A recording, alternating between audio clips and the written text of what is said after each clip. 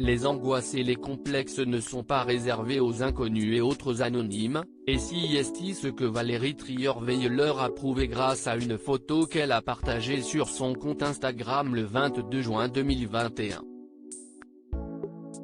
Sur la photo prise il y a une dizaine d'années, l'ancienne première dame pose sous l'objectif du photographe Emanuele Scorselletti qu'elle remercie chaleureusement.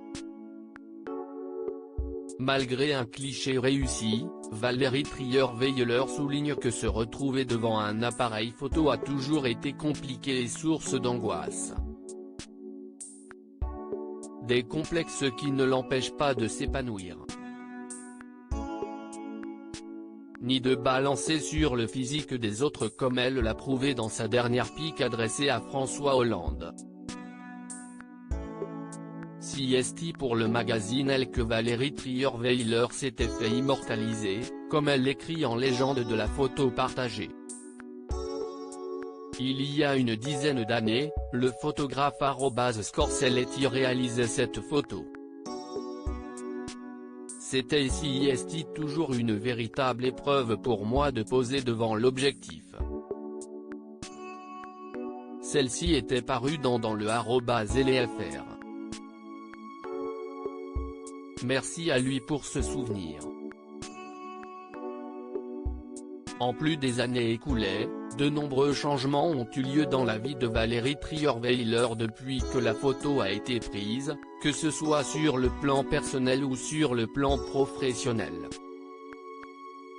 Désormais en couple avec le rugbyman Romain Magellan, la journaliste et sociétaire des grosses têtes de Laurent Ruquier sur RTL et semble petit à petit oublier son douloureux licenciement de Paris Match.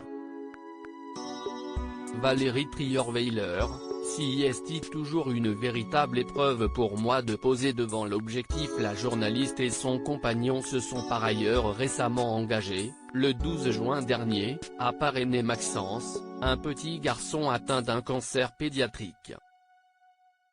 Un geste applaudi par les internautes après le partage de la nouvelle sur son compte Instagram. Internaute qui, d'ailleurs, ne manque pas non plus de la complimenter après le partage de sa récente photo où elle avoue ses peurs. En confiant ses angoisses face à l'objectif de l'appareil photo, Valérie Trierweiler dévoile une vulnérabilité touchante qui rappelle que derrière les répliques bien senties, souvent dirigées contre son ex-compagnon et ancien président de la République François Hollande, se cache une femme comme les autres.